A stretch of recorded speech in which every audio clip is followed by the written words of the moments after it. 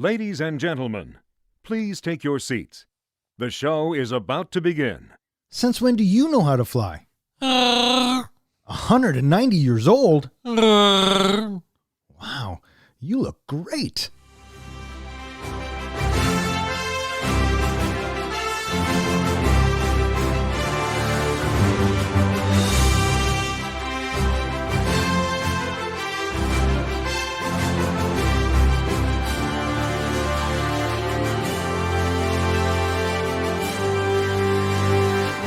Welcome back. This is Three Guys and a Flick. This is where we review the good, the bad, and the absurd. Tonight's episode, Solo, a Star Wars story. Beware, spoilers. Coming to you from my basement, my name is Don, and to my right, we have the comic book guy, John. Looking good in my Wookiee pelt tonight. And to my left, the professor, Ken. You know, I've got a good feeling about tonight. Solo, a Star Wars story was the second spin-off, or the second, I guess, separate story from the Skywalker trilogy. Second Star Wars story, yeah. Yeah. What was the other one, Don? Rogue One. Rogue One. Yeah. Did you like Rogue One? I liked Rogue One. I really, really enjoyed Rogue One. I thought they fucking nailed it. Solo came out on May 25th, 2018. It was directed by Ron Howard, screenplay by Jonathan Kasdan and Lawrence Kasdan. Stars Alden Ehrenreich. I think it's Ehrenreich. Yeah, him. Woody Harrelson, Emilia Clarke, Donald Glover, Thandie Newton, Phoebe Waller-Bridge, Johannes Samoto, and Peter Bettany. Paul Bettany. What did I say? Peter. Oh, for fuck's sakes, I'm looking right at it. It's Peter Bettany. And you just said Peter again. I know.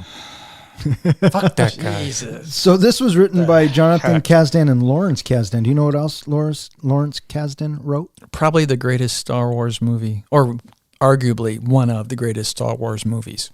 I agreed with your first statement, but yes, correct. Yeah. The Empire Strikes Back. Mm-hmm. Yeah, I think he also got in Jedi? Oh, probably. Maybe.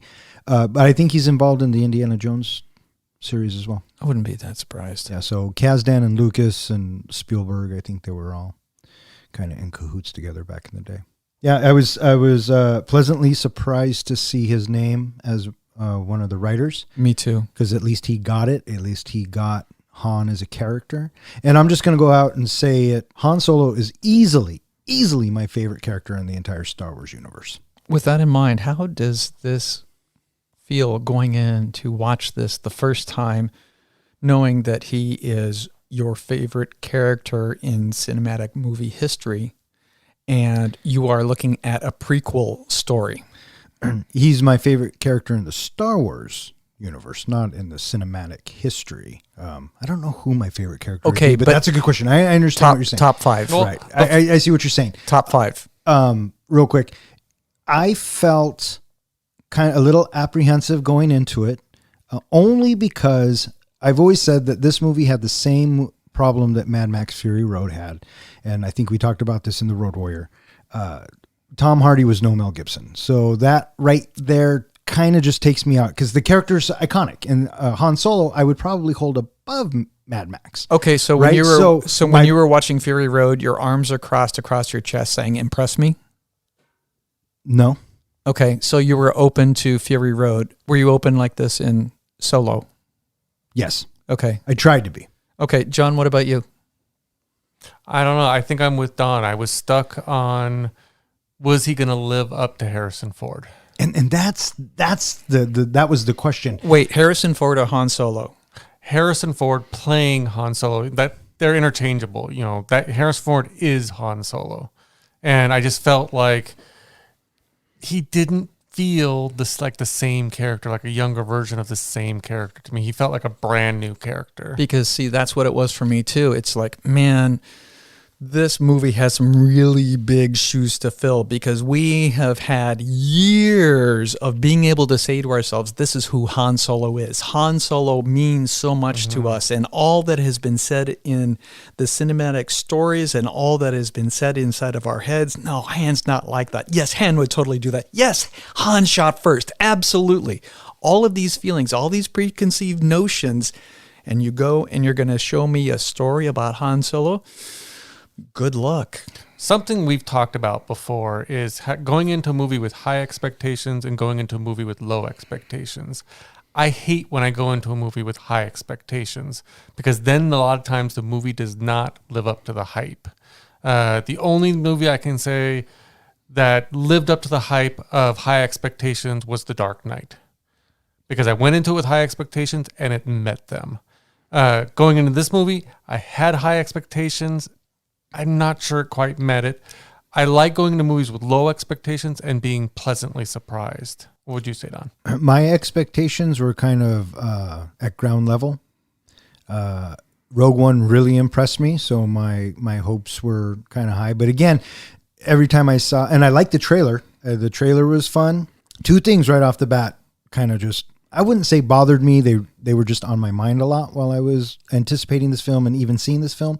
One, the dude they got is no Harrison Ford. But God bless him, he did try, and there were moments where he got the mannerisms and he got the cadence and he got little bits of it, but it wasn't enough. It wasn't all the time. He was slipping in and out of character for me. And the other one was Emilia Clarke. I hate when prequels introduce characters that they're going to try and get you to love, but you know they're not going to make it because we don't see him ever again. We know who Han ultimately ends up with, right? So, and maybe that's why it had to end the way it did, but Emilia Clarke as that character, I didn't like her in Terminator. She was okay in Game of Thrones.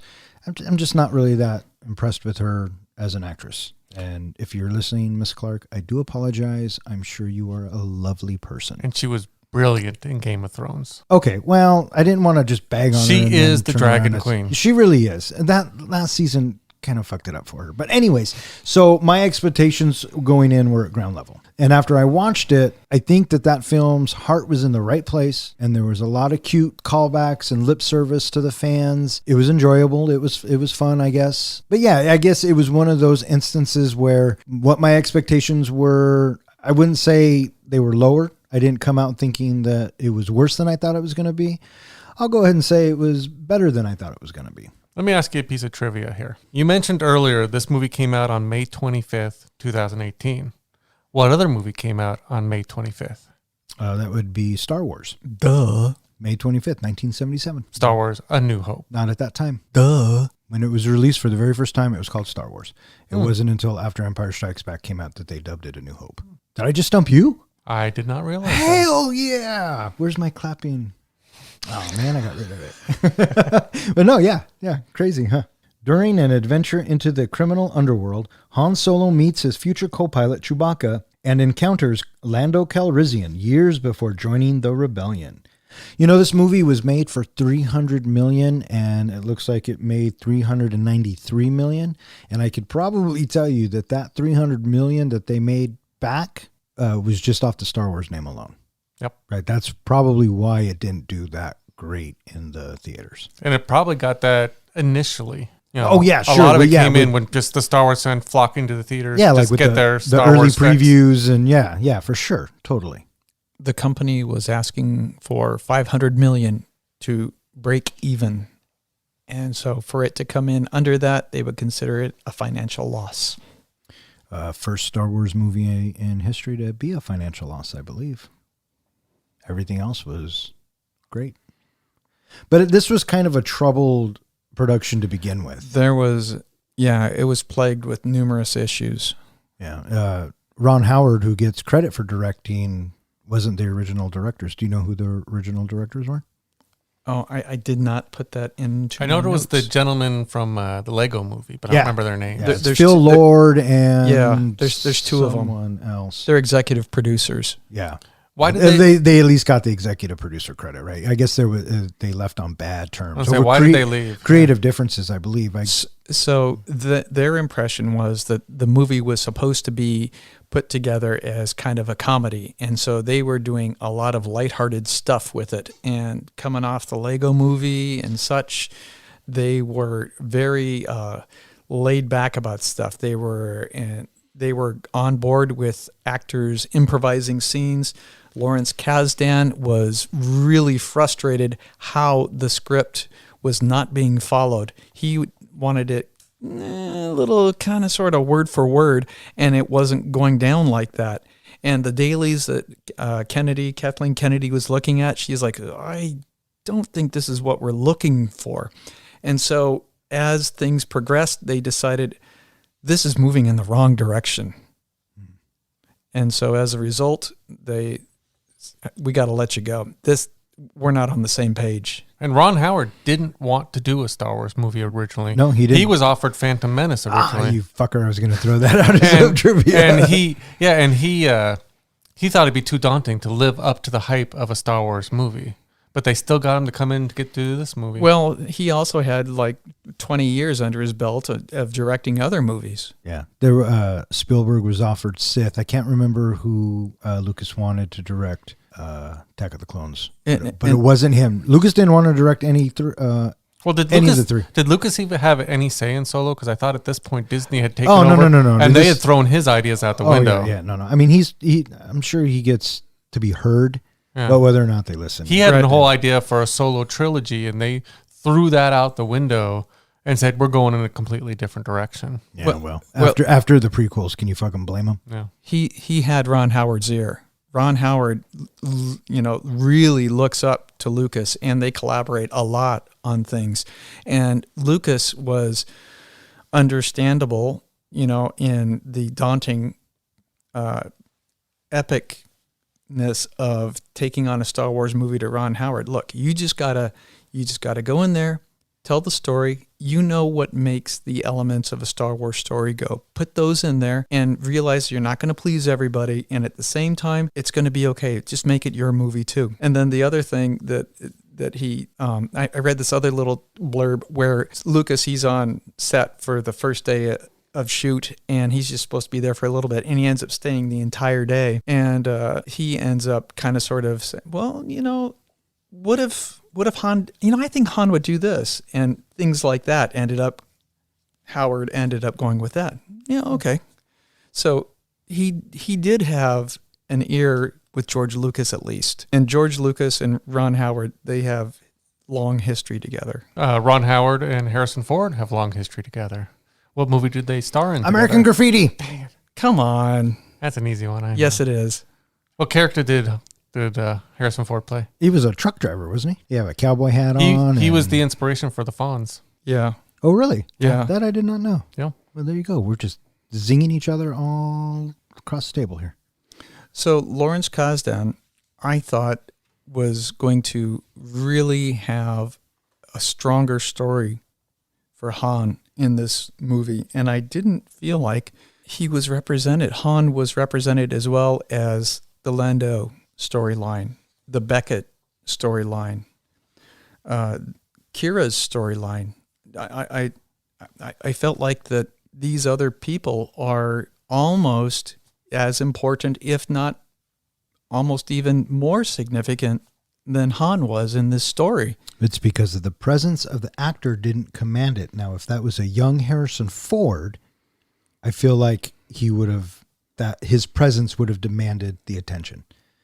If that makes any sense at all. It does. The big part of Han Solo in all the other movies is that he's a smuggler and he's a scoundrel. And he's got swagger. And did you get that from this Solo movie? That no. He's a scoundrel, or he's on his way to becoming a scoundrel? Like, he's so good with Princess Leia, the whole, I love you, I know.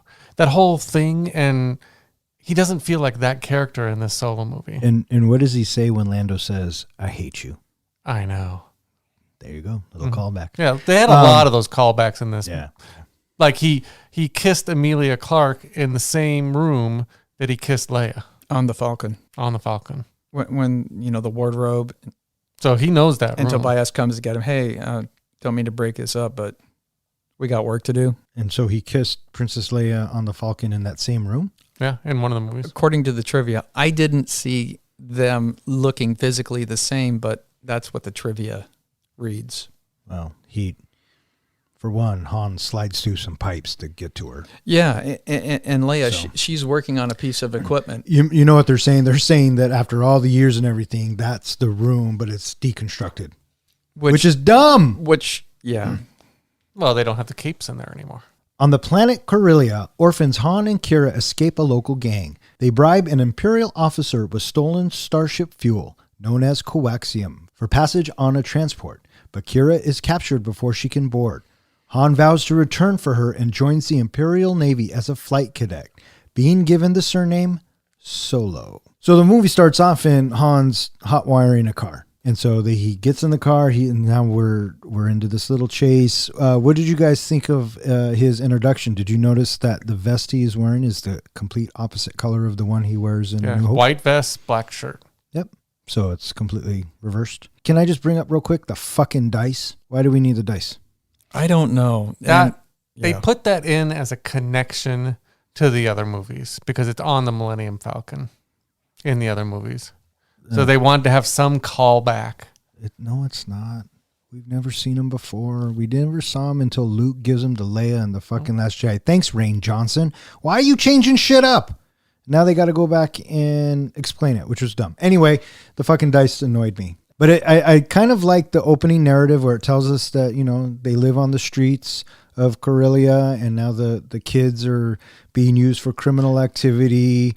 And so when we meet Han, clearly he's been part of this criminal activity for, I don't know, probably a couple years or maybe since he was younger than what he is now. How old do you think he is in this film?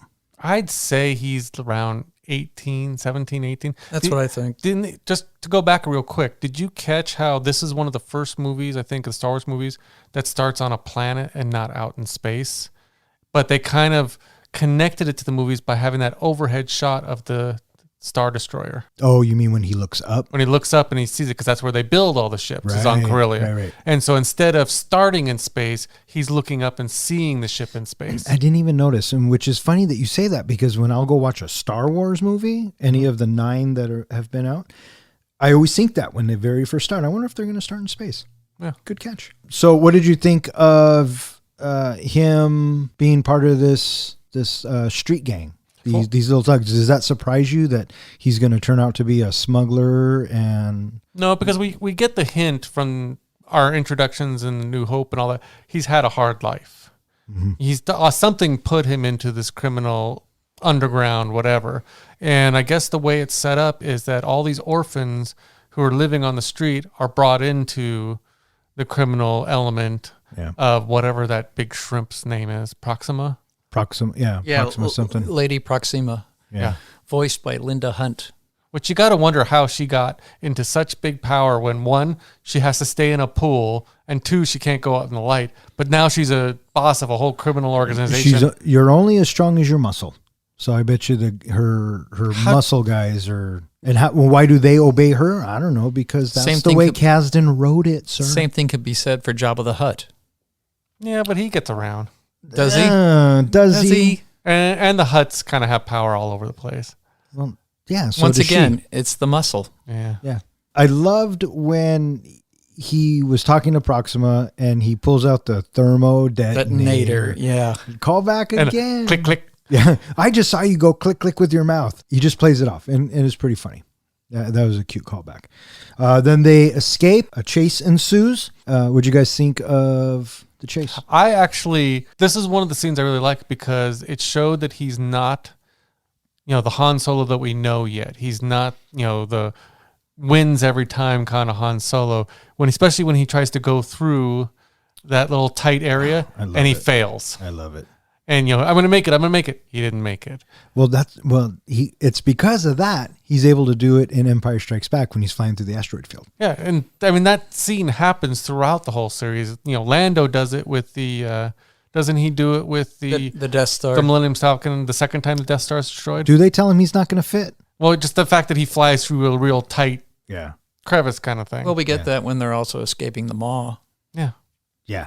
So And yeah, the teeth and coming then it down works, on the asteroid. right? Yeah. And then it works. So yeah, I thought that was a funny bit, and this movie was kind of funny. It had its moments. I think a lot of the fun moments for me in this film is when they do the callbacks, when they do try and which led me to believe that their heart was in the right place, right? So Because they're putting so much in for fans. right.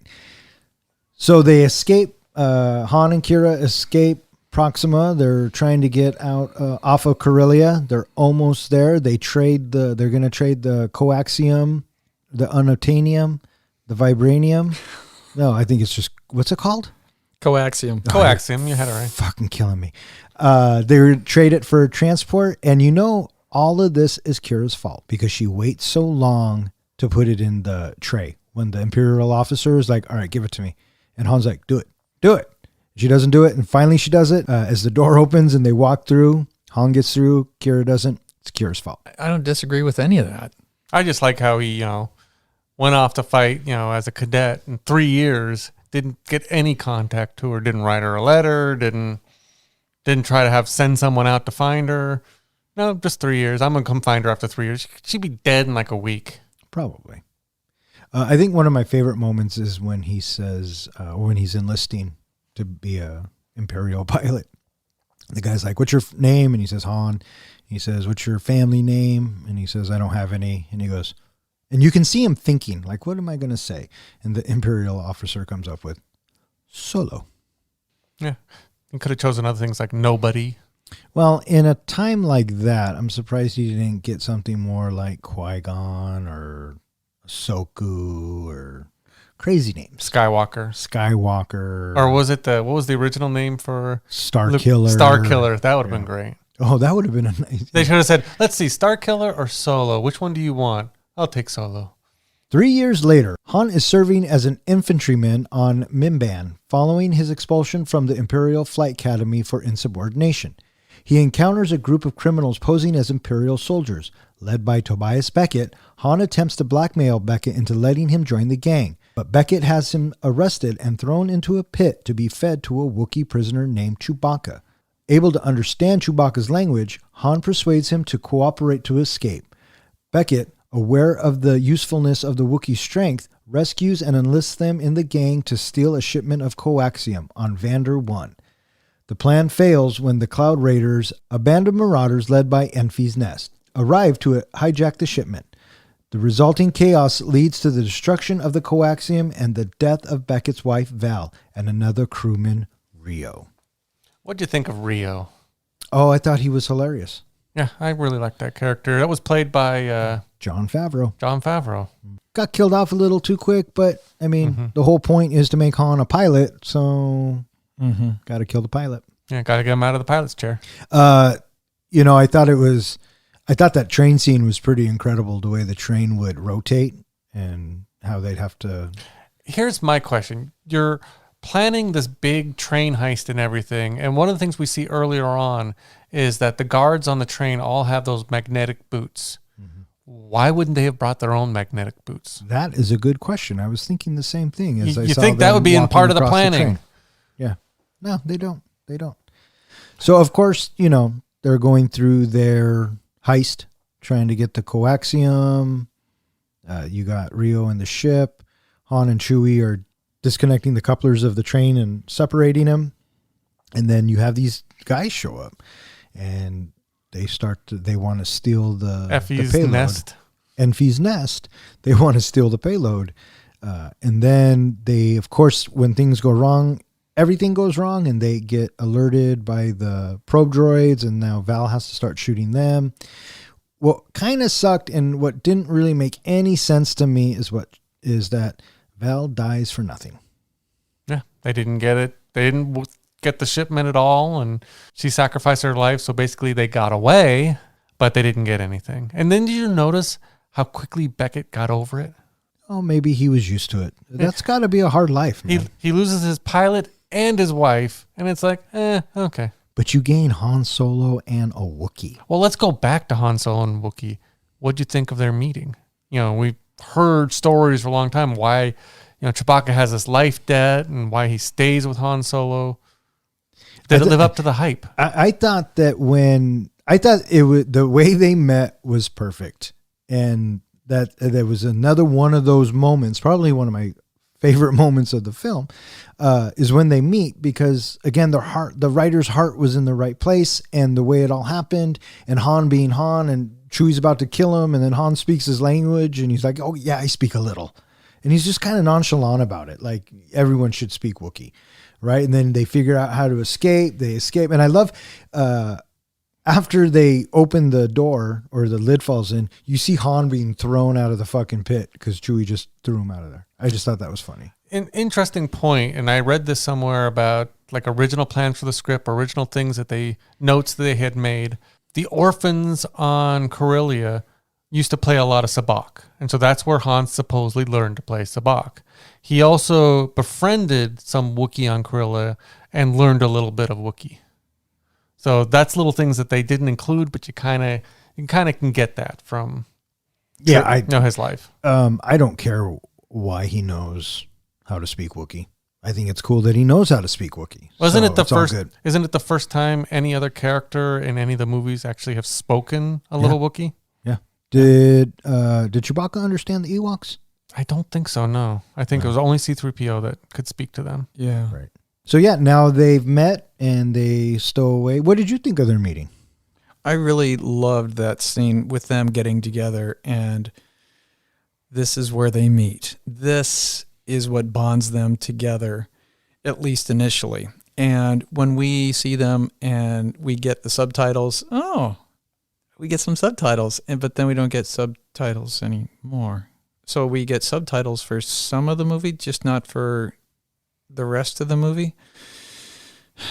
Okay, that's okay. But I have to say, I do like it better without the subtitles, only because it's fun to listen to them as they answer Chewbacca, and they listen to Chewbacca and look at his body language and the way that he's answering to them as well. Right. Can you imagine if we had, the original Star Wars movies with C-3PO and R2-D2 and them giving us subtitles every time R2-D2 beeps and boops? No, that would suck. I know. That's why I agree with Ken. The subtitles aren't needed. I think that they play off each other well enough that we get what's happening. Mm-hmm. Now, I have to say, I prefer this meeting to one of the original planned ways that they were going to introduce these two characters and their life bond.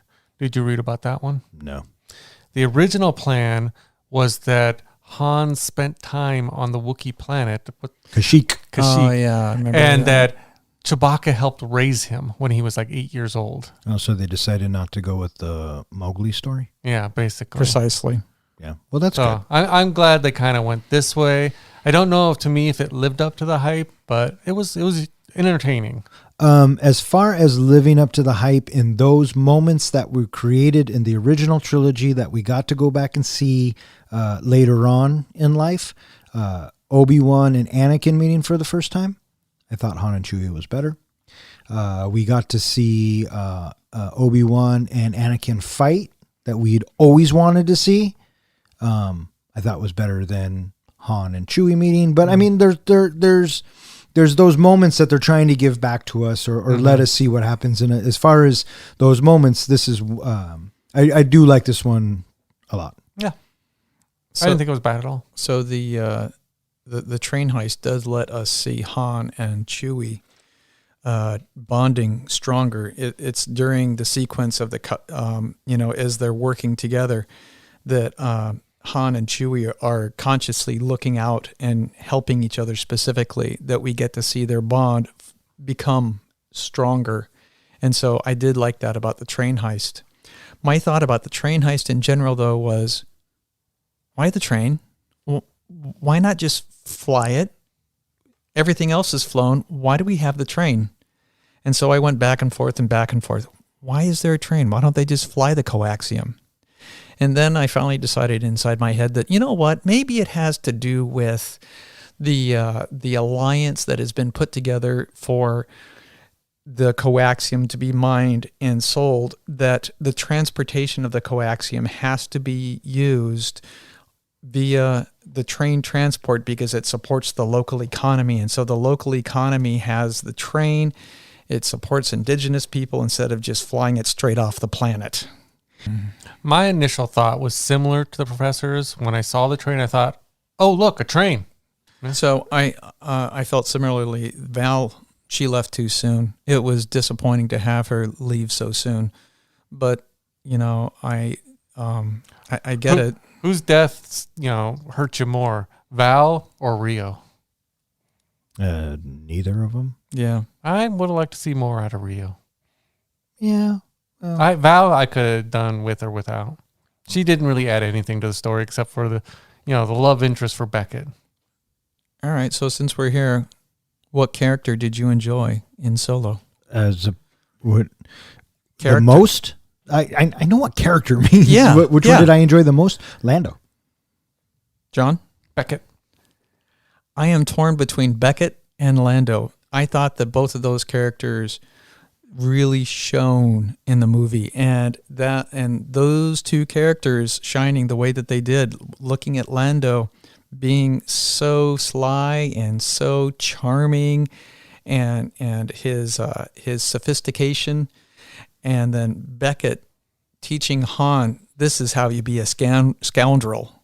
Beckett is the ultimate scoundrel that is the model for Han. And the blending of Han and Beckett is, that's the Han we have today. Too bad that those two characters outshone Han in the movie. I agree with you, Professor. That's why I picked Beckett as well, is because Beckett was the model for what Han becomes. In that he's the gunslinger, he's the scoundrel, he teaches them not to trust anyone. But he trusts Chewie. Yeah, but he sets up that whole person. That's why Han is a better character than Beckett. I like Beckett better, but I'm just saying in this movie, Han is a better person. He survives longer because he's got Chewie, because he did trust one person. But Beckett, on the other hand, let his people go, didn't have anybody watching his back. That's why he gets what he gets in the end. Well, also because Han shot first. Well, of course. And where did he learn that? From Beckett. From Beckett. Beckett taught him that. Yeah. No, I mean, Beckett was a fine character, and he was the mentor. I think the kid that was playing Han just didn't command what we know as Han Solo's character should be commanding. Now, that being said, I don't think he was supposed to, because this is Han coming up, right? He's got to learn it from somewhere. So he's gonna be naive. He's gonna be happy-go-lucky. Mm-hmm. I never once thought we were gonna get the jaded Han we got in A New Hope at the end of this film. The way that I look at it is, look at A New Hope and how Luke was. He was just this whiny kid. Oh yeah, who was new to everything, and he's not the same character as we had in Return of the Jedi. He's not the same Luke. So that's how I feel about this Han Solo versus A New Hope's Han Solo. Not the same person. He hasn't gone through everything that Han went through with Beckett and Kira and everybody else. And also whatever happens with him and Jabba. Beckett reveals that he was ordered to steal the shipment for Drayden Voss, a high-ranking crime boss in the Crimson Dawn Syndicate.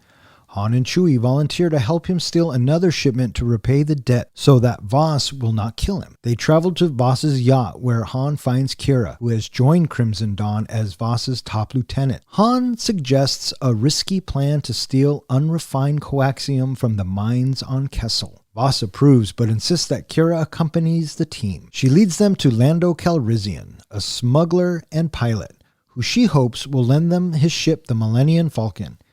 Han challenges Lando to a game of sabacc, with the wager being Lando's ship. Lando cheats to win, but agrees to join the mission in exchange for a share of the profits. So what did you think of Lando's introduction? Oh, it was great. Everything with Lando was great. Yep. And Donald Glover playing Lando? Couldn't have cast it any better. Yeah, he did that very, very well. That's why he's my favorite character in this movie. His mannerisms were like Billy D. The way he looked was just like Billy D. I mean, I could totally see that was Lando Calrissian. And Donald Glover is a fantastic actor. He's a fantastic all-around performer. Yeah, easily my favorite character. What'd you think of Drayden Voss? I'm kind of getting tired of Peter Bettany. Wasn't there another actor that originally filmed all those scenes, from what I read, and then that actor couldn't come back for reshoots. Michael Kenneth Williams. So they had to replace him with Paul. Anybody familiar with Michael Kenneth Williams? Hang on. It sounds familiar. No, I don't. Well, I only know him from one thing. He was in the television HBO police series called The Wire. And his character in The Wire, he plays Omar. Oh my fucking God. He is such a badass in that movie. He is a delightful character. Anytime he's on the screen, it's like, oh, what's going to happen now? He is awesome in that television series. Omar. Now I know who you're talking about. That would have been good for Drayden Voss. I could have seen that. I feel like the professor's got a little crush going there. Well, if you watch The Wire and you get to see Omar. Okay, so, yeah, Drayden Voss, he did not convey sinisterism the way Grand Moff Tarkin did in Star Wars, the way Darth Vader did throughout. We do not have a feeling of sinisterness, or I never got it out of him. Who is the baddie in Rogue One? Commander Krennic and Tarkin. Krennic. Well, I know Tarkin because right. Well, I was talking about Krennic. Yeah, Commander Krennic. I really enjoyed Krennic because I like that actor. He kind of plays a real douchebag really good. Totally. Paul Bettany's character to me was very gangstery, whereas Tarkin is more military. So that would be a difference. Bettany had an evil streak to him, and I think that he was trying to be unpredictable and maybe not sinister, but he definitely rang out bad guy. That's what I was going to say. Is he didn't emanate a sinister vibe to me. He just seemed like a guy who was just doing his job. I can appreciate us having an ultimate bad guy, and Crimson Dawn, we've never heard of it. At least I had never heard of it. I don't know if it's in one of the TV shows it's or been whatever. In the animated shows and the books for a while. Okay, so but it's safe to assume that it's a crime syndicate. So a lot like what Jabba is. Jabba's a gangster, right? So you have that criminal side of this universe that we don't really get to see too much because we're always focused on the military aspect of it with the Empire and the First Order, right? That's all military based. So I think that they were going for something completely different on this side with the gangsters, and that's why I think his character was a little bit over the top, not sinister, maybe psychopathic. They were trying to push into the Star Wars universe the idea that there are 5 crime syndicates. There's the Hutt, and then there's the Crimson Dawn, and I don't know the other 3 off the top of my head. But that was the idea, is that not only are they fighting the Empire and you have everything else going on, but you also have all these crime syndicates, and Sure. and some of them are working with the Empire. Like Crimson Dawn is working with the Empire. Right. Well, unfortunately, it doesn't give us what we need, which we got in the other stories, that there is a lot more at stake. It's not necessarily conveyed all that well that Han has a lot to lose until he decides to go in with Beckett.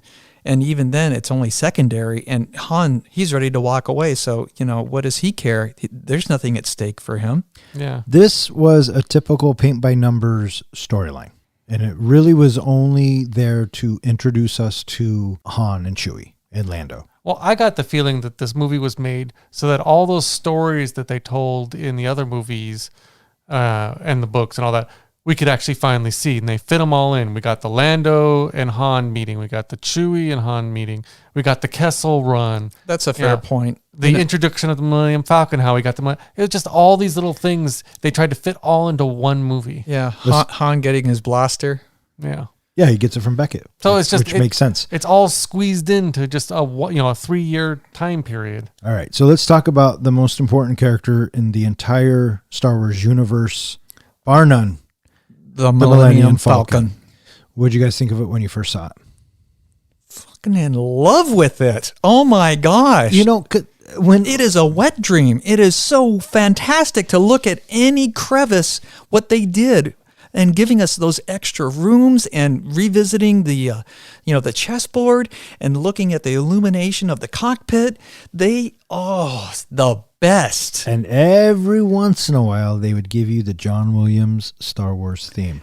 ever so lightly. It was so sparingly done. Right. And so, yeah, man, the fucking Millennium Falcon. Are you fucking kidding me? Absolutely. If I could own one spaceship ever, it would be the Millennium Falcon. Hands down. With Serenity being a close second. That being said, you're right. When they walk through it and you can see how pristine and clean it is, and because we've only seen it, this thing's a piece of junk. Well, one of the funny things I read about is when Beckett plays Chewbacca the chess game, and Chewbacca gets mad and hits the board. Mm-hmm. Did you know that on that chessboard there were 2 extra pieces that you hadn't seen before? And when Chewbacca hit it, he broke those buttons, and that's why you don't see them in the later movie? Well, that's a cute piece of trivia. They added that on purpose because Chewbacca broke the board, and then they never fixed it. And that's awesome. And that goes back to the filmmakers paying or giving stuff to the fans, right? Mm-hmm. But I would have never noticed that. Now, me neither. I seem to recall, I think when we saw this movie together, originally, were you not a big fan of the escape pod up front? I was not. I thought it looked weird because I'm so used to looking at the Millennium Falcon without the escape pod. And maybe that's what it is, because when they turn on the engines and you hear that hum of the Falcon's engine, and when it takes off, and it kind of takes you back to, the first time you heard it. Or what I thought was when I first saw it, that because it had a boot on it and they couldn't take off, I thought it wasn't Lando's ship. I thought it was somebody else's ship that they stole. And it wasn't until they go into the closet of capes that I went, oh, maybe it is Lando's ship, right? Mm-hmm. But yeah. Did you get the cape she tried on? That's the one from Empire Strikes Back. Yes, the same one he's wearing. So is Woody's outfit when they get to Kessel. Yeah, the helmet. And so they actually wrote that in to explain why Lando used that helmet, was because it was left on the Millennium Falcon. Here's the thing. I don't need any explanation. I like when things connect up. That's a little bit too much. That's a little bit going over the top. Who gives a fuck? He was on Tatooine. He went to he went and saw Otto, who's still alive, and he bought the helmet. Who fucking cares? Mm-hmm. But people. Otto or Watto? What'd you say? Oh, I said Otto, but you're right. It is Watto. I was like, who the hell is Otto from Simpsons? Frankly, I don't care who it is, but the point is, you need a story to be driven along. Mm-hmm. Now, what they did for the Millennium Falcon, showing it as lovingly as they did, and I just, man, I was ready to lick the screen. I loved every last little ounce of it. You're getting a little wild there, Professor. I totally loved any moment that they were showing the ship. Well, let me ask you this, Professor. It was so clean and white and pristine. That's so the point that I'm trying to get at is that as beautiful as this is, I feel like it's a little bit like the movie Titanic. The backdrop of the story is almost more important than the actual story that is conveyed here. Titanic, it is an epic backdrop of this ocean liner that famously sinks, killing all these people. And the backdrop of Solo, a Star Wars story, is all about these little bits and tidbits of pieces and looking at other things. But what actually happens story-wise isn't all that strong. And I didn't expect it to be. Well, because of that, I felt it was a little lackluster, mostly because I wanted Han to be more Han, and he wasn't Han enough for me. Lando was, and Beckett, what a gem. And I enjoyed seeing Kira turn into, whatever her little sinister world that she decided to dive headfirst into. I kind of sort of like that at the end, because we never see her again in the Star Wars universe, so she has to dive into that. And so I enjoyed seeing those aspects of it. But Han, I felt like he was kind of along for the ride. And I felt like he never really blossomed into the role. And I think it's probably coming back to what you said first at the beginning. The actor didn't fill the boots. I have a theory I want to throw out there of when the bond between Han and Kira ended. When Han gets to the shipyard and the boots on the Millennium Falcon, did you see that look? They paused and had Hans look at the Millennium Falcon like all of a sudden he had discovered real love.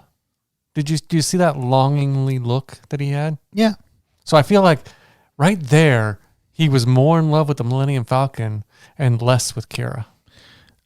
Probably, but Kira wasn't in love with him, and that stopped as soon as the doors closed. The gate in the closed very on her. beginning. Yeah. I almost feel and like they were separated. in the end, Kira did what she did because she knew the Crimson Dawn would come after Han. So she left to sacrifice again for him. Maybe. I didn't think of it that way. I thought of it as, like you said, we'll never see this character again in the Star Wars universe, so fuck off. But if they make another Solo movie, you know she's coming back. Well, of course she is. She's a mother of dragons. Yeah. Once upon a time in Mexico. Now, fuck off. After reaching Kessel in the Falcon and infiltrating the mind, Lando's droid co-pilot L3-37 instigates a slave revolt. They steal the coaxium in the confusion, but L3 is fatally damaged and Lando is wounded during the escape.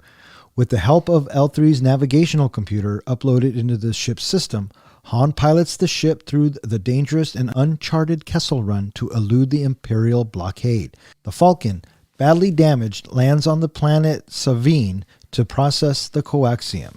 Enfys arrives, having tracked them from Vandor, and Lando leaves in the Falcon, deserting everyone else. Enfy reveals that she and her crew are rebels trying to strike back at the Syndicate and the Empire. Han becomes sympathetic to the cause and tries to trick Voss, who reveals Beckett has already alerted him to the double cross. Voss sends his guards to kill Enfys, but the Cloud Raiders overpower them, leaving Voss defenseless. Having anticipated Voss' strategy, Han tries to take the coaxium, but Beckett betrays Voss and escapes with it, taking Chewbacca hostage. Kira kills Voss and sends Han after Beckett. She contacts Voss' superior, Force wielder Maul, to inform him of the mission's failure, which she blames on Beckett. Maul orders Kira to meet with him on Dathomir. Han confronts Beckett and shoots him before he can return fire. Kira leaves in Voss' yacht, while Han and Chewie give the coaxium to Enfy, who offers Han a chance to join the rebellion against the Empire. He declines, and she gives him a vial of coaxium, enough to purchase his own ship. L337. I really enjoyed the sardonic and somber, liberating talk that character constantly gave. She was a delight. So much different than C-3PO, and even more different than the one from Rogue One. Rogue One, K2SO. I enjoyed K2SO's sense of dry humor that he had. Yeah. He was good. Did you hear about the actress and how she got that part? Nope. Phoebe basically had never seen a Star Wars movie before when she went in to do her to try out for the part. And she didn't even know what a droid was. Didn't know what a droid is, so she read it like a regular person. And then they asked her, to do it kind of like a robot. So she tried again as a robot, and they realized she was much better as a regular person. And so they actually changed the character to match the way she tried out for it. It was so awesome. One of my favorite bits is when L3 and Kira are sitting in the cockpit of the Millennium Falcon, and she's telling Kira, "You love that boy. I can see it." Or he loves you. Right? He loves you when you don't know what to do. That's what she says. And then she says, "It's kind of the same for me and Lando." And then Kira stops and goes, "What? You're a fucking droid," right? That's what her voice is saying. And then I love the bit where Kira says, "How would that even work?" And then L3 just so matter of fact and so 100% in her response. It just works. It works. It works. That was a great bit. Now, go on, Professor. The name Elite. So it's short for elite, and then they ended up changing the abbreviation. You replace it with numbers and symbols. So elite turns into L337. And that's why you were the professor. Yeah. I was going to say the interesting thing about the download into the Millennium Falcon and how it changes the Millennium Falcon. I guess in the original radio drama of Star Wars, C-3PO has a line when he first interfaces with the Millennium Falcon saying, well, the Millennium Falcon has a rude personality. Oh, yeah, I can see that. And later on, I guess I didn't see it, but I just read about this, is that when the download is complete, I guess that's when the Millennium Falcon starts making its classic beeps and boops noises that it made in the other movies. It didn't make the normal Millennium Falcon noises before that moment. Huh, I never So I'm going to have to go back that. and watch that. Yeah. I always go back to Empire when they're inside the worm, and Han tells Chewie, "No offense, buddy, take the professor in the back and plug him into the hyperdrive." So he wants to talk to the Falcon, right? And so now when I saw this and the ship gets down, I go, "Oh, C-3PO is talking to L3." Mm-hmm. So cute. So let's talk about this master plan. They're gonna land. They're gonna go straight to the source of the coaxium. They infiltrate it. Classic, same move that Luke pulls. Making Han and Chewie, or making Chewie the prisoner, right? But this time it's Han and Chewie. So maybe that's why when Han says, "Relax, Chewie, I think I know what he has in mind," because they've already been through it. So, anyways, what'd you think of? Is this where Han says, "I've got a good feeling about this"? No, that's after they leave. Yeah, because he's flying. He's piloting. That's after they leave. Right. So they're into the mines. They get through. Beckett is wearing Lando's gear from Return of the Jedi. And Chewie hears his family or his tribe, and he tells Han, "I gotta go." Right. And Han, being Han, doesn't stand in his way, supports him 100%, has his back. And then I love what he says. He looks at Chewie and he says, "I hope to see you around sometime." And then he takes off. Right. Of course, we know as the audience, but I thought that was kind of a cute moment. And so Han had to load up all 11 of those canisters by himself. And Kira, and he didn't, and he was no grudges at all. Where's Chewbacca? Right? No grudge whatsoever. He had some. What did he say? He has something to do, or something better to do, or it wasn't. He had like something to take care of her. Yeah, but there was no disdain in his voice about it. Right, absolutely. And so they're going. They're L3 at the same time. This is all going on. Leads a rebellion. A rebellion of the droids, which is an ultimate distraction. I thought that was hilarious. And then she turns off the slave the collars or whatever. Yeah, it was a brilliant distraction. So it all kind of worked out. And just when Han's about to get caught with all this coaxium, who saves the day? That's who saves the day. So again, it goes to their bond and it goes to their friendship. And then Chewbacca gets all the other Chewbaccas, and they push the coaxium to the Falcon, and then they give each other a pound. When I first saw those other Wookiees, I thought they look more like Bigfoots than they do Wookiees. Oh yeah, Sasquatch. But then I read the reason why they looked like that is because they were emancipated. They had been in the slave mines, and they wanted them to look like they were losing their fur. So that's why that one, his whole face is uncovered. I thought of Planet of the Apes. I know. They look so weird to me. They didn't look like you expect all the Wookiees like in, the original when Yoda's on the planet. Because they're slaves. Yeah. That makes sense. I rolled my eyes as soon as you said that, but no, that does make sense. So I apologize. So take it back. I did. I just fucking took it back. So they get everything loaded up onto the Falcon. L3, unfortunately, this is where she gets shot. And Lando, proving that love, runs after her to get her. And then he gets shot, which is, someone's got to fly the Falcon. So Han gets in, but Lando has to give him his permission first. You notice that? Mm-hmm. They look at each other and Lando just goes, "Okay." And so Han, this is it, right? This is where the magic happens. Well, this is where that line comes in that you first said at the beginning of the show. Oh, right. Because they take off, they're flying, and Kira is the co-pilot at first. And then Lando comes in and says, "You got to do this, this, and this." And Kira goes, "You're right." And she doesn't know what to do. And then Chewie just reaches over and starts doing the buttons, and she's all, "By all means." And there we have it. And this leads us to the most fabled tale in Star Wars history, the legend of the Kessel Run. What do you think of this sequence? So you have the Acadia Maelstrom Nebula, where I am very, very curious.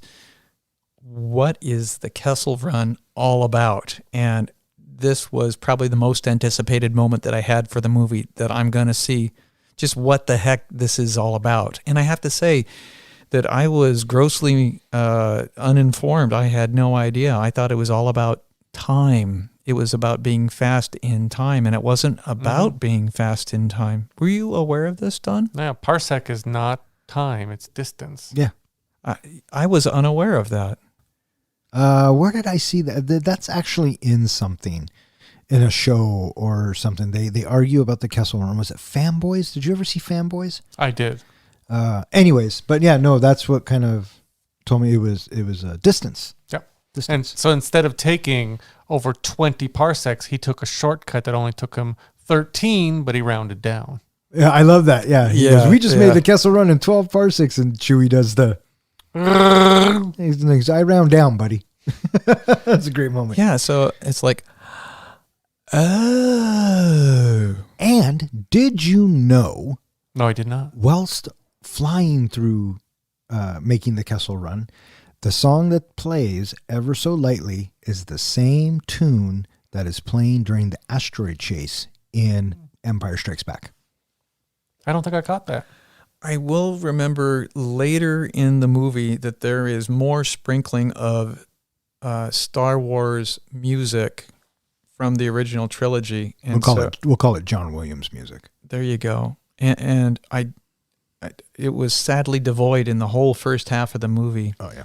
But having it later in there, so I'm not a bit surprised by that, because the sprinkling that happened definitely happened in the second half of the movie, so I can totally see that. And I can see where Ron Howard wanted to pay homage to it, because the Falcon dips and accelerates right at the musical cue that it does in the asteroid scene. And the asteroid scene in Empire Strikes Back is probably top 5 favorite scenes of all time. Is a discussion we can have later.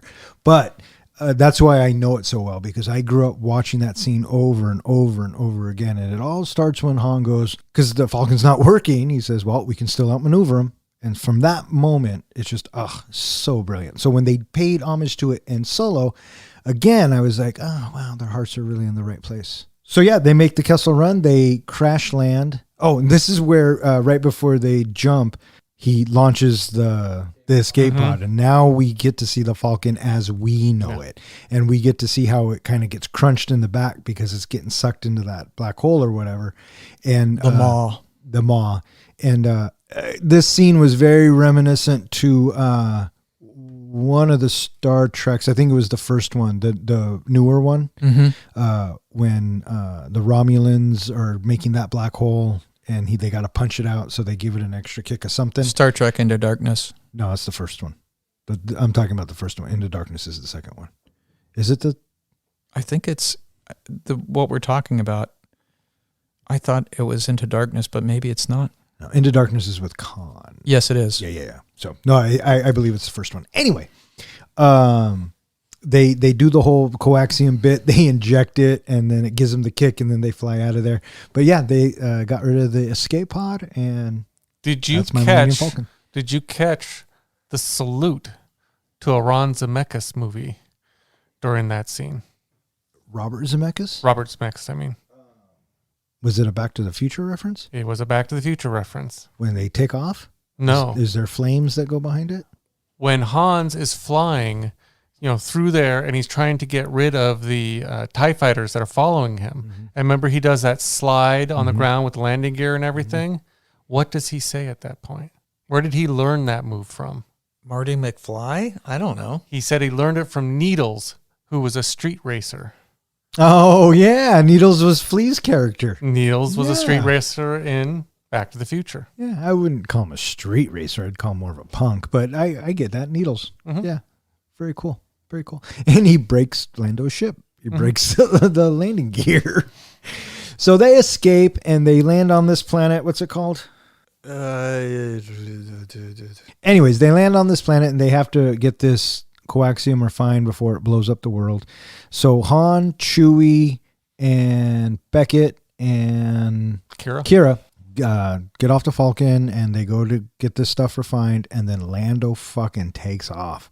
Leaves them. Well, he leaves. Abandons him. He leaves when Effie's group shows up and points all the guns at him. And I love how Hans is like, that's a big mistake. We got like 30 guys back up on that ship. Bullshit his way out of it. And all of a sudden, Lando just flies the ship away. Yeah. And then do you see the look Beckett gives him? He's like, you fucking idiot. And I love Han turns around and goes, it's all yours. Yeah. He steps in behind him again. Okay. Back to you. Yeah. His outfit in this is very reminiscent to his Empire outfit, the longer blue jacket. And so you could see in the costume design that they were, or in wardrobe, they were trying to pay homage and pay the fans lip service. So yeah, this, and at this point also, Beckett leaves. He takes off. He thinks he's done. He's going to go learn the harpsichord or whatever the fuck he was going to learn. Yeah. And he leaves at this moment. He's a gambler. He knows when when he's got a bad hand, he has to walk away from the table. Right. And so that leaves Han to deal with Drayden Voss and the Marauders, who have now kind of told them their cause and is kind of swaying Han, just like he does 10 years later in A New Hope. All about the money, but then turns around to be, that guy. So I thought that the story overall was a very paint by numbers, is kind of what we were talking about. Not a lot of substance, right? So you knew something had to happen, and Beckett wasn't gone. We knew that for a fact. So they get to Drayden. They bring the 2 suitcases, pull it out. He wants to inspect it. It's just like a drug deal, so it means very gangstery. And Drayden's like, "Oh, you almost fooled me. This looks almost like the real stuff." And so he says, "You double-crossed me. You are going to give my coaxium to the rebellion, the Envy and the rebellion." And nope, it's a double cross. The people on the planet don't have the coaxium. That was actually the real coaxium, but the point was to get rid of all of Drayden's muscle, and that's what we had talked about, right? You're only as strong as your muscle. And so they get rid of the muscle on the planet. Now it's just Drayden and Han and Kira. And watching it last night, I kept thinking to myself, why is it so hard for Han to pick up his fucking gun and shoot this motherfucker? There were a couple of times he could have shot him, but he doesn't. And I get it. Yeah, he continues to stay down and hidden. Right. Yeah, you got a blaster, man. Right. And so Kira comes in like a badass. Or did they take his blaster when he first boarded the yacht? No, he put it under it was under the lid. It was under the lid. Oh, okay. Yeah. We find out that Beckett double crosses him, which you had to see coming a mile away. It was either going to be one of two things. Either Beckett was going to show up at the end to save him, or Beckett was going to double cross him. And being a scoundrel and expecting that, he's just out to, solve his debts and everything, you saw the double cross coming, or triple cross, or whatever it is. And so Beckett kidnaps Chewie, takes the real coaxium, attempts to leave. Then Kira kills Drayden Voss, tells Han, go get Chewie because he needs you, and you need him more than you think you do. Because she was sending him on his way, because she knew what she was going to do. She knew she was going to try and spare Han's life or whatever. And maybe at some point she becomes the biggest gangster of Crimson Dawn ever. Who knows? Who cares? Point is, Han goes after Chewie, finds him and Beckett. And then you had mentioned this earlier, Ken. There's that little standoff, and mid-sentence of Beckett's speech, he gets shot. Why? Because Han shot first. I love Beckett's response to getting shot. Oh, yeah. He's like, good move. Yeah, good move. Because he flat out tells him, I was going to kill you. So, smart move, kid. I'm feeling sorry for Chewbacca. He's thinking, now I got to lug these suitcases all the way back. I had to carry him out to the ship, and now I'm carrying him out to the cliff, and now I got to carry him back again. I was thinking the exact same thing. I'm thinking, poor Chewie. But he's a stud at 190 years old. Yeah. And so he goes back and gives the coaxium to the Raiders. Rebellion, yep. And she asks him to join. And I think it's at this point he becomes the Han Solo that we know. Because he knew Kira wasn't coming back. He watched her leave. He knew it was, Beckett's gone. It's just him and Chewie. He's a scoundrel with a heart of gold. Totally, right? And she's all, join us. And he's like, he doesn't even say anything. I think he just shakes his head and turns away and walks away. I have to bring it up, Don. What? Your reaction when we first saw this movie to seeing Darth Maul, I think there was just pure hatred in your eyes because you do not like it when they have supposedly killed a character off and he shows up again. They cut him in half. Obi-Wan cut him in fucking half. I don't care who the fuck you are. Maybe Wolverine, maybe Deadpool, but They cut you in half, you're fucking dead. Is he human? Who? Darth Maul. I don't give a fuck. He was cut in half. So he could have lived. Well, Grievous, General Grievous. was all machine. He was a cyborg. He started out as a creature. I didn't know that. So therefore, he was always a machine. He was just like Darth Vader. He was just like all the other ones that are put into machine. How did Anakin survive being burned by lava, having all his limbs cut off? Not in half. You're kind of missing the half point. Yeah. The thing that they have brought up about all of the Star Wars movies and the Star Wars stories and everything, unless you see them die, like they physically die on screen, they will come back. Kind of like Boba Fett. Boba Fett comes back. Oh my God, you guys just want to continually Kick you in the kick balls. me in the balls. Why? Fuck that guy. Fuck you and fuck you. So Darth Maul, yes, he comes back as half machine. Oh, okay. That makes it so much better. Oh, I love Darth Maul. It's actually well explained, I believe, in Clone Wars. Yes, How he comes it is back. specifically explained. And he has very much a proper place at the end of Solo. He is where he should be at the end of Solo. Awesome. I'm not 12 years old. I don't sit and watch cartoons. So I don't give a fuck what the Clone Wars tell me. He got cut in half in Phantom Menace. He is fucking dead. How did the Emperor come back? I know you Oh, hate dude, that. don't too. even. Oh my God. Don't there even you start go. with that. Yeah, let's get into that one. My buddy and I at work, one of our faithful listeners, we got into it the other morning too, talking about the Emperor. Fuck that guy. I do love the fact that not only did they keep that, Ron Howard really wanted that, and they weren't originally planning on bringing Darth Maul back. He really wanted it so much that they kept it secret, and they snuck Ray Park into the studio to film that. That was fucking dumb. He wasn't initially cast. They initially had the actor that played Darth Maul, but instead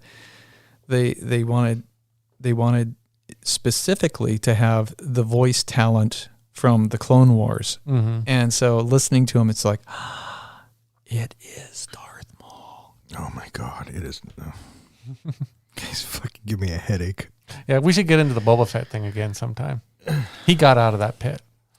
Han and Chewie locate Lando and challenge him to a rematch in Sabacc, once again wagering the Falcon. This time Han wins in a fair game and having stolen the hidden card from Lando that he used to cheat his way to victory the first time.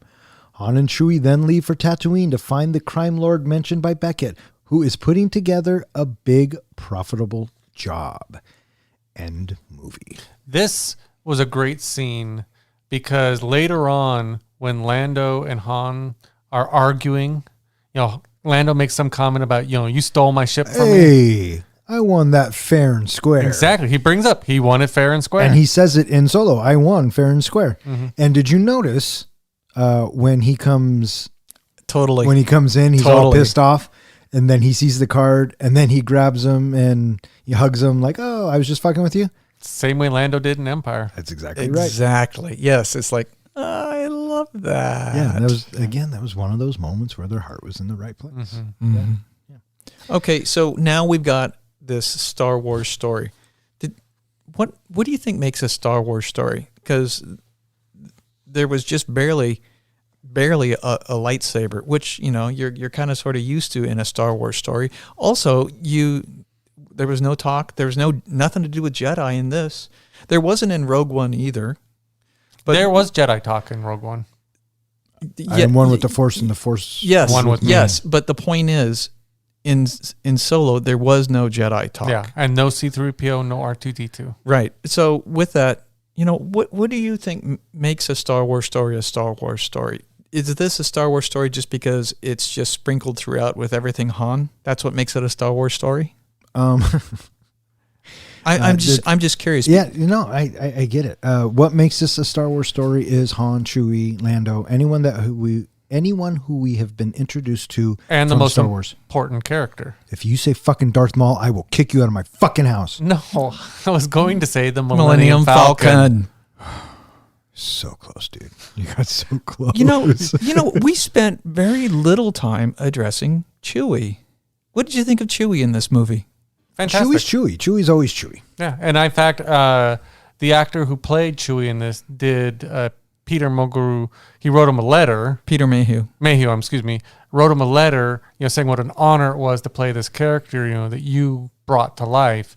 I thought he did it in honor. He did it fantastic. He was fine. Chewie was Chewie. Chewie can do no wrong in my book. I couldn't tell it was a new actor playing the character. His mannerisms and the way he moved, I could tell, because he was more limber, right? I mean, Peter Mayhew was, I mean, he died in 2019, I think, or 2019. So, I mean, he was up there even doing, I think he was like in one scene of Rise of Skywalker. And then that kid had to take over. I met him at a conference. I always bring up that Alamo Con that I went to. Yeah. He was there. And you could tell he was not doing well. He needed help getting up and down. He had to sit the whole time.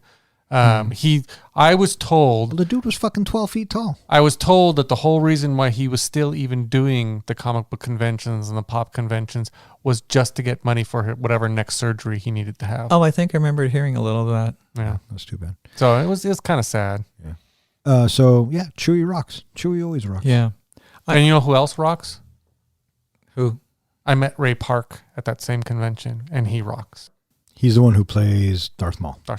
Oh, really? He also plays the Toad in X-Men. And Snake Eyes in G.I. Joe. Oh, and right he also on. plays Snake Eyes, yeah. Yeah, but he actually was really cool is someone came up to him holding one of those double lightsabers and came up to him and just started talking to him, and Ray said, "Can I borrow that for a sec?" And he got off on the table and started spinning it around just like Darth Maul. It was just crazy. People were going crazy. I got video of it. Because he is Darth Maul. It was just fantastic. All right. What do you guys think? Think we should get into our ratings? You tell me. Do you think we should get into our ratings? Well, I think since this was Ken's pick, I think Ken should not only explain our new rating system, but also give us your first rating. Okay. Fine. So our ratings that we are modifying, 1 to 5, 5 being that movie that you are ready to turn around and watch immediately. I think we've all had that moment when we've walked out of a movie theater and you say, I'm ready to watch that again right now.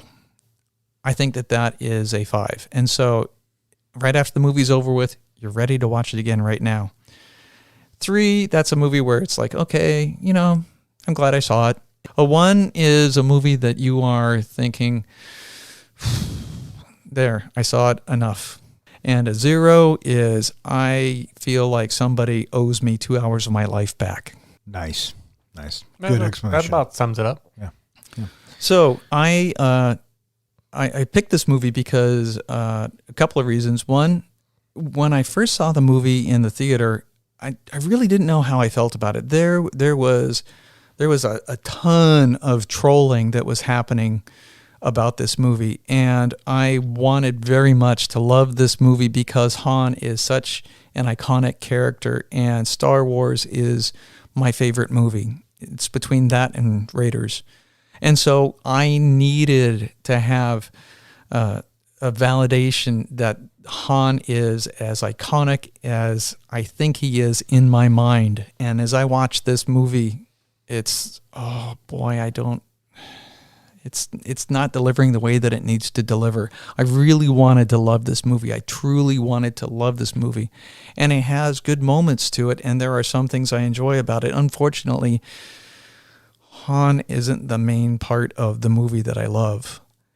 And I expressed that earlier in talking about my characters that I loved more. My Beckett, I really loved Woody Harrelson's portrayal of him.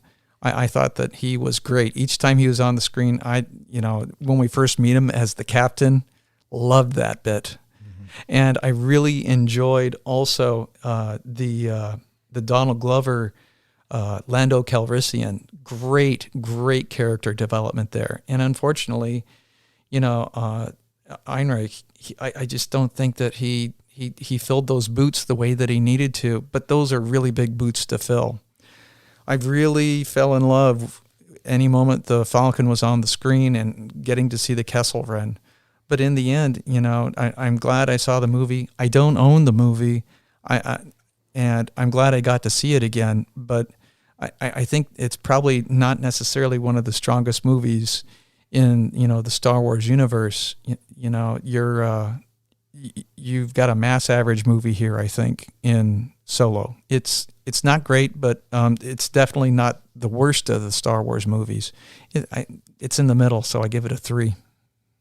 There you go. 3 from the professor, Would you like me to go next? if you want to. Absolutely. Wait.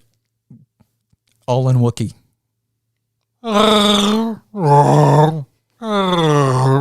Really? I was not expecting that. No, not at all. A fucking 5? Wow. You gave Solo a 5? That is amazing. You fucking suck. You don't understand Wookiee at all. I speak a little. Let's speak a little. Dawn, I think you hit it on the mark on some of the things that you said earlier. In fact, it's going to be one of the first times I think I agree with a lot of what Dawn says. In that, going into this movie, I like a little tension. I like a little not knowing what's going to happen. But we know right in the beginning, Han Solo's going to live. We know he's not going to end up with Kira. We know that he's going to become friends with Chewbacca. We know that Lando and him are going to both make it through the movie. You know all these things. You know he's going to do the Kessel Run. That's just all these things that you already know, and you're just sitting through this movie to see all these certain moments happen. I am glad I saw the movie. You know, I definitely do not want that time back because it was an overall good movie. Do I need to see it again? No. If it's on, you know, maybe I would watch it. Like if I couldn't find anything else on Disney Plus and I see this movie there, might watch it, but I don't think I'm going to get through the whole movie. I'm just going to look for certain parts. So for that reason, kind of where you went with Professor, it's kind of an average movie. It's at the bottom of the list for me. So I've been debating a 3 and a 2.5. I'm going to go with a 2.5 on this one. Wait, hang on for a second. Okay, 2.5 from John. Lowest of the low. So you like... Episode 1 better. I would put the prequels above this movie. God, you I'm not a big fan of the prequels, but I would actually go obviously back. you are. If I had 4 movies to watch, 3 of them being prequels, 1 of them being Solo, I'd probably pick one of the prequels to watch first. Rise of Skywalker? I'd still put that one higher. I'd watch that one before Solo again. I'd watch Rise of Skywalker before Solo, but I would watch Solo before any of the prequels. All right. What you just said about the prequels and Solo was completely wrong, but I will let you feel how you want to feel. My turn. Solo, a Star Wars story. Again, I've been saying this all night. Their heart was in the right place, and for that, I applaud them. Everything that I wanted to see, I saw. The biggest flaw in this movie for me was that this kid was no Harrison Ford, but then again, who was gonna be, right? Nobody. So that's probably a little unfair of me. He does have his moments, and he does come across a little Han-esque every once in a while. The meeting between Han and Chewie, I loved. The introduction of my favorite ship of all time, I love. Lando knocked it out of the park. Beckett, he was a good mentor, very important to Han's growth and development. I agree with you, Ken. The story was very simple, very cookie cutter. But that's what I kind of expected going into it. It wasn't going to be as in depth or as appealing as Rogue One. I would definitely, without a shadow of a doubt, put this above any of the prequels, any day of the week. And yeah, the prequels were just... Anyways, moving on. I am going to give Solo, a Star Wars story, a 3. Okay. A 3.0 from Dawn. All right, so we have our scores. This is the time of the podcast where we are going to select our next film. We'll break out the good old Bronco helmet. I picked last, so whose turn is it? You did? I thought I picked Solo. Maybe you did pick Solo. No, he picked Solo. So I think it might be my turn again. I picked Solo, right? Yeah, you picked Solo. Yeah. Because you picked Little Miss Sunshine. Yes. Okay, so yeah, you're up there, buddy. Well, give me the damn helmet. Fuck off. Okay. Give it to us in Wookiee. But the genre first. Oh, very interesting. I have not even heard of this movie. What's the genre? The genre? The genre is a Western. Hell or High Water. I don't know. It's yours. It's mine. God damn it. Does that make 4 movies? This is my 4th movie. You're going to be out early, sir. Good for you. Hell or High Water? I've never even heard about it. What is this movie about? Bank robbery. Can you tell us anything about it, Professor? Never seen it. The one with Chris Pine and Jeff Bridges? Yes. Interesting. And we can talk about... Do we know who directed it or wrote it? Or No, but I've heard it's really good, and I have wanted to see it, and I too have not seen it, so this will be fun. So this is a movie none of us have seen. This is excellent. All right, so I think that's going to wrap it up for this week. Is there anything else you guys want to talk about before we get out of here? No? John, where can they find us? They can find us at our website, www.3guysandaflick.com. They can find us on Facebook. They can find us on Twitter. And any place that you go to for podcast hosting, we're likely there. All right, for Three Guys and a Flick, I'm Don. I'm John. And I'm Ken. Thanks for listening.